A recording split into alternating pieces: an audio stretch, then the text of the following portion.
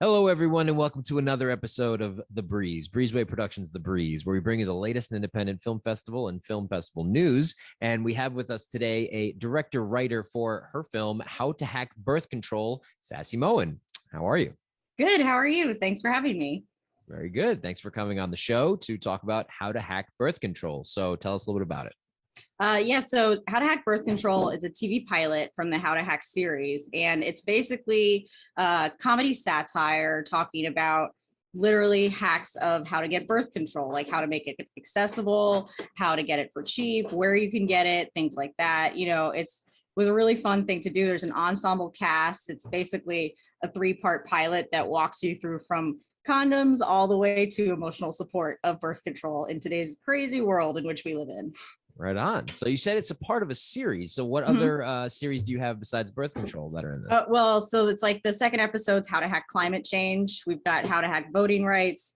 One that I'm in the middle of writing now, I really, really like, is How to Hack Capitalism versus Socialism, since there seems to be a lot of confusion on that.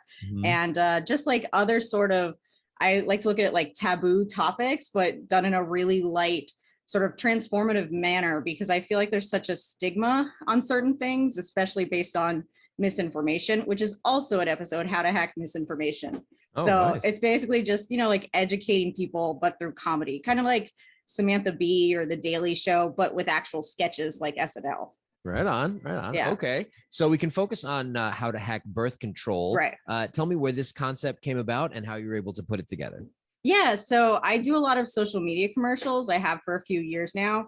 And a lot of the ones that I do are like hack commercials. Like I did a Budweiser commercial for like how to hack Budweiser brunch, which is like a whole thing in itself. But I was doing all these commercials and I was like, wouldn't it be funny if I use these techniques that you do on social media to engage people's attention, but did it to actually inform and tell a story at the same time? So I came up with How to Hack Birth Control in 2019, and I had started writing it, and then there was a pandemic, if you didn't know. And so we ended up shooting it right after the election in November of 2020. Right on. So yeah. Okay. So tell me about how you got into shooting it and how you picked out your cast. You seem to have a lot of cast members that were in this, so you can view the trailer. So where did you find all of your talent for the project? So I put out a casting call, and we had over 6,000 submissions, which was very intense. So luckily I have a friend who's a casting director, and so she helped me with that burden, because there's no way I would have been able to tackle that quickly. Yeah. And there's so many talented people who submitted, and I'm so happy with the cast that we pulled together. It's a lot of up and comers. One of the women in it, she has her own Netflix show called Malibu Rescue, which is big with kind of like the younger teen audience. Nice. And so at first I wasn't going to do it because of the pandemic, but one of my best friends actually helped run the COVID response team in DC, the district, not the federal government.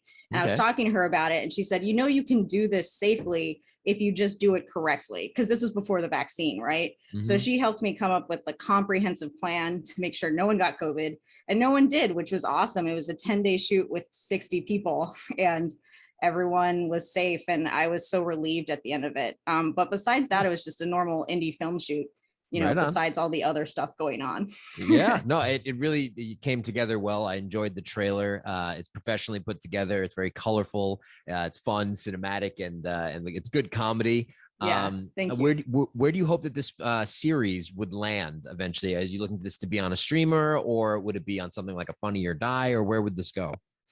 So my management team and I were going to be pitching the How to Hack series to networks this fall with 2 other shows that I've been developing. So the ultimate goal is for it to be on a streaming site with How to Hack Birth Control, and of course all the other 9 episodes to follow it. So I made the birth control as kind of, as a pilot to show what the show would be for, the potential networks that want to invest in the project. So that's the ultimate goal of this. Sure. Right on. Well, I know that you were an official selection of Cinequest this year on the digital platform, and that you have some screenings coming up on Tuesday, April 12th. There's a screening watch party Q&A at 5 p.m. Pacific time. And then you are the closing night red carpet as well. On Sunday, April 17th, 5:30 p.m. It's virtual red carpet, and that we can showcase the link below. And you're going to have other people involved, Vincent Yearly and Megan Rach. Okay. Tell me a little bit about how you worked with Vincent and Megan. Yeah, well, we actually also had a red carpet on opening night because they were really nice because, we had 30 plus people in our cast. And since the red carpets, they're like, okay, it's 4 each, but you guys could have 2 since you've got a huge ensemble. So we had Nice. like Xanthi Page, who plays the narrator in it, Aisha Holden, who plays Monique, and Lauren Harris, who plays Wendy, who's also on the poster. So that was on the first red carpet. And on the second red carpet, has Megan Rach and Vince Yearly. Vince Yearly is also my fiance, so Oh, we kind of nice. double up there. But Congratulations. thank you. Yeah, but Yeah. he helped produce it and acted in it. And really all of the cast, like they were such a pleasure to work with. I know with indie films, you often have horror stories, on all levels of the crew, cast, whatever. But from start to finish, this was just, they were so easygoing. And like I worked with them on a lot of improv and stuff on developing the scenes. And it was really fun, honestly. It's like one of those things you look back, I was like, wow, that shoot actually went very well. And it was a great experience. So, and Cinequest is streaming from the 1st through the 17th. So you can check it out there.